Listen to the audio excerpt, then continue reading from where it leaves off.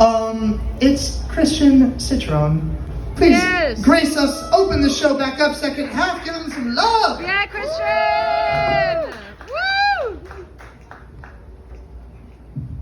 Hi, everybody. I just want to start off by saying I am a writer and a comedian. I even teach a spiritual stand-up comedy class called Stand Up for Your Power, but I also think that one part of power is vulnerability. So I'm about to read a story that is probably the most earnest I've ever been on stage. Yes. I have laughed, I have cried, I have gotten chills at this open mic, so let's just see how this goes. Amazing. Yeah, as I said, I'm spiritual, and this is the story of my second baptism. Ooh. So I'm going to tell you the story of my second baptism, which happened at, of all places, Flaming Saddles. May she rest in peace. I don't remember my first baptism. I'm Puerto Rican, so of course I was baptized. I was even confirmed, which, if you don't know what that is a baptism booster shot. It's one way to guarantee you don't go to hell, but honestly, aren't we kind of there right now? As a teenager, you stand in front of the entire congregation and confirm your belief in God and renounce Satan. I've never believed in Satan, but considering a reality star became the president of a world nation, maybe he is real.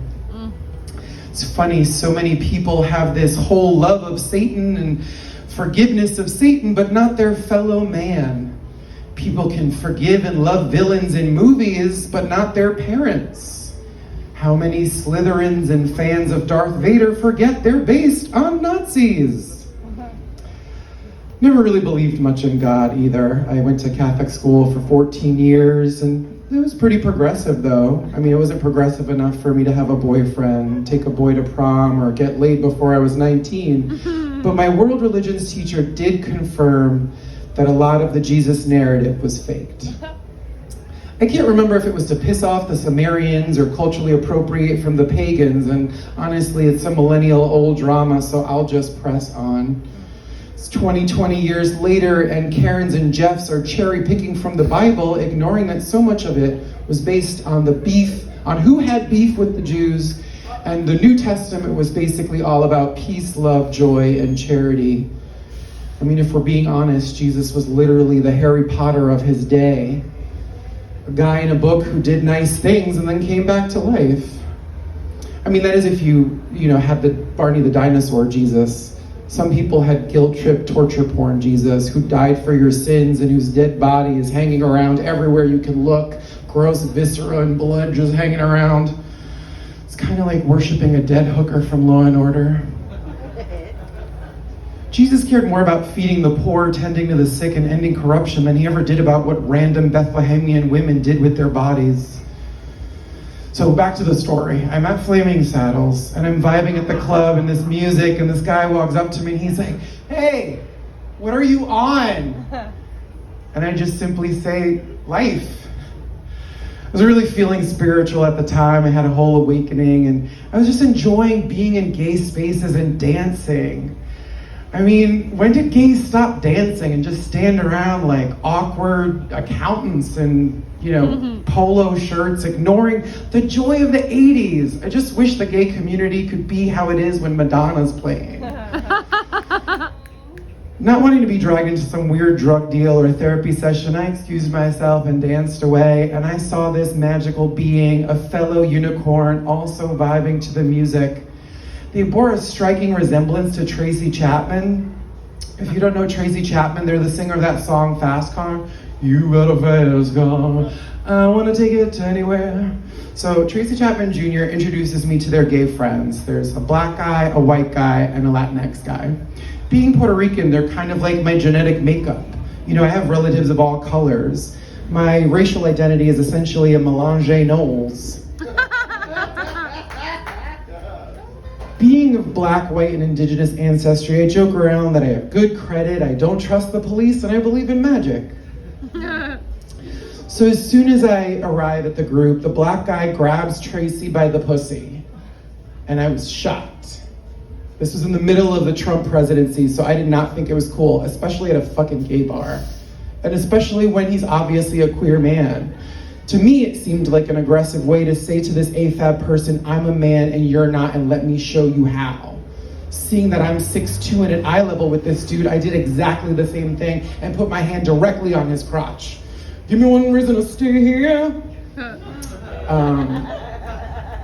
He understood my intention and we had a non-verbal moment. Maybe we were uploading on Black Twitter, I don't know. But he said, no, that's my friend. And I replied, yeah, but it still feels the same. I will also take a moment and just acknowledge I probably was like mansplaining and white knighting, but it just sort of was something that really bothered me. Back to the story. We had a weird, silent moment of recognition and we moved on. Now, again, I shouldn't have interjected at all, but I'm a Sagittarius, Cancer moon, Cancer rising. So I'm fun to be around, I feel everything, and I mother people without their consent, and I offer unsolicited hot takes that are delivered in the most dramatic and humorous ways possible, because they're my love language. Hysterical. The Latinx guy was not having it. Clearly between us, he had shitty Thea energy. You know that one aunt who always needs to one-up your mom and say something shitty on Thanksgiving? I'm not sure if he didn't understand what happened, or if he was the guy's boyfriend, or if he was just drunk, but he was plucked. He was like, you need to go. And I stood my ground and I said, I was invited here, I'm just talking. I still haven't even had a chance to check in with the second coming of Tracy Chapman, who was literally the only reason I got there. And if anybody had given me a reason to stay there, it was them. So in a quick second, he's on his feet and he pushes me. Again, stand my ground in a healthy way, not in a Texas way. But he clearly did not know you should not lay hands on a Puerto Rican. I have a long fuse, but I also come from machete people. So the white guy, who I haven't addressed yet, and gives a little bit of a sad Brian energy, says, hey man, you should go. He always does this. He might start swinging. And emboldened by what might have been a falsely inflated sense of righteousness, I spit out, let him. I will end him. I shift my energy right back to the white guy, and I look in his eyes and I say, you're a good person. Why are you letting him do this? And then he responds in a self-deprecating, kind of like, no, I'm not. And then I grab him by the hand and I say more emphatically, yes, you are. It was like those were the magic words. Suddenly both of his friends had flanked him. This had been the catalyst for a long overdue conversation about why he's always acting like a Yolanda and not a Selena. Honestly, I think his hunger for violence had nothing to do with me at all. So Summer Lovin' starts to play from Greece, and I walk away and I join another group of people who are singing along, and we're all dancing and singing to Olivia Newton-John just the way the Lord intended. I'm having a blast, I'm swaying with the music. The two friends clearly told Yolanda she had to go, so he rushes by me in a dramatic moment and throws his drink in my face. Not to be outdone, I tell his friends, oh, please tell him thank you. That was refreshing. And that, ladies and gentlemen, theys and thems, everyone in between, was my second baptism. I'm no longer going to be bullied into accepting what I don't believe to be right. If I see something, I will say something. And as I smacked my lips and tasted the remnants of his discarded gin and tonic, this short Latino guy next to me looks up to me. Literally, he was shorter than me. And so he says to me, and I kid you not, thank you for being you. And in that moment, so much of my religious trauma was healed, and I had received a second baptism. And I bet some of you guys thought it was going to be some nasty story about a facial at a bar.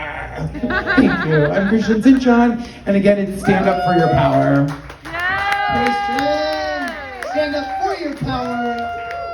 The number 4.